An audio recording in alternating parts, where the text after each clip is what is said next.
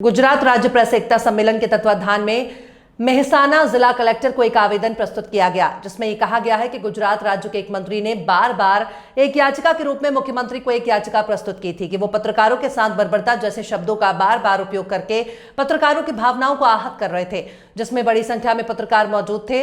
मेहसाना जिले के पत्रकार सुबह सुबह मेहसाना शहर स्थित जिला कलेक्टर कार्यालय में मौजूद रहे और कलेक्टर को एक आवेदन सौंपा, जिसमें पिछले कुछ समय से गुजरात के एक मंत्री पत्रकारों को बार बार उपद्रवी कहकर उनकी भावनाओं को आहत कर रहे हैं। यदि वो दौड़ा रहा है तो उसके बारे में चिंता करने के बजाय ऐसे शब्द जो उसे सूट नहीं करते हैं। नमस्ते पत्रकार मित्रों, नमस्ते गुजरात। सौने ईद मुबारक અને નવરાત્રિના નોરતાને ખૂબ ખૂબ શુભેચ્છા। આજે એક ખાસ સંદેશો આપવાનો છે।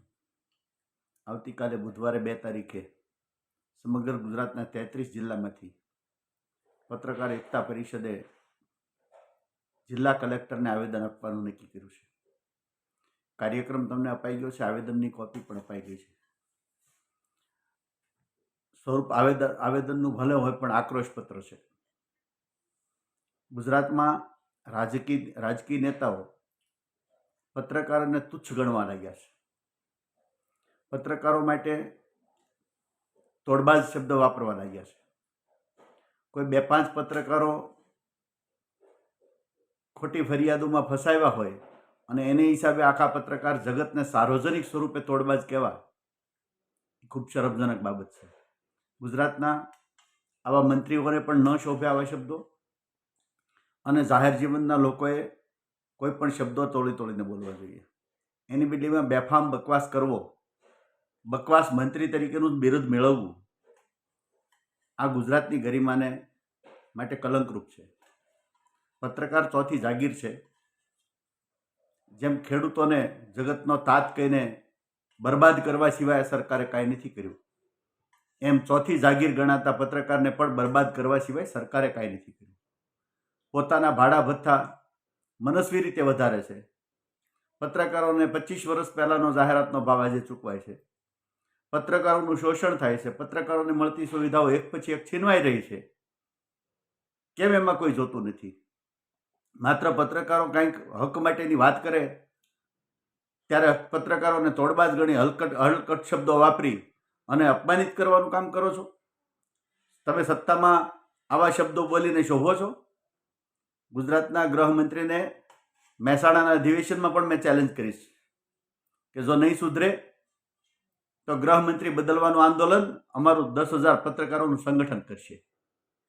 મહેરબાની કરી અને જેવી તમને હોદ્દો અને પદ પ્રજાએ આપ્યું છે એ હોદ્દા અને પદની ગરિમા જાળવતા શીખો, અન્યથા પ્રજા તમને શીખવી દેશે અને ઘરે બેઠા પછી અફસોસ થશે। એટલે આવતીકાલે તમામ જિલ્લાના પ્રમુખોને, પ્રભારીઓને, ઝોનના ટીમના બધા મેમ્બરોને સૂચના આપું છું, જે જિલ્લામાં પ્રમુખ કદાચ ગેરહાજર હોય અથવા જગ્યા ખાલી હોય ત્યાં અન્ય હોદ્દેદારે, ઉપપ્રમુખે અથવા ઝોનવાળાએ જવાબદારી સંભાળીને પણ 33 જિલ્લામાં આવેદનપત્રો અપાય એની માટેની આ કડક સૂચનાનો અમલ 33 જિલ્લામાં થાય એટલી જ આપ સૌ પાસે આશા અને અપેક્ષા રાખું છું।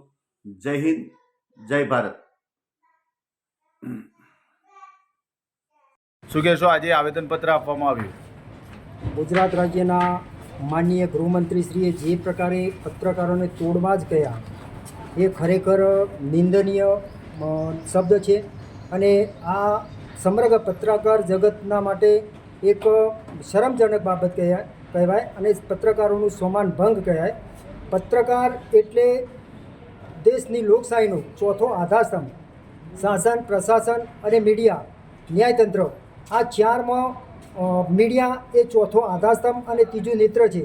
તો મીડિયાને ખરેખર માનનીય ગૃહમંત્રીશ્રીએ જે શબ્દ તોડબાજ કહ્યો એ બદલ ખરેખર ગૃહમંત્રીશ્રીને પત્રકારોની માફી માગવી જોઈએ। શું માંગ રહી છે તમે આવેદનપત્રમાં? બસ આ જ સમગ્ર ગુજરાતના પત્રકારોનું લાગણી દુભાઈ એના માટે માનનીય ગૃહમંત્રીશ્રીને માફી માગવી જોઈએ।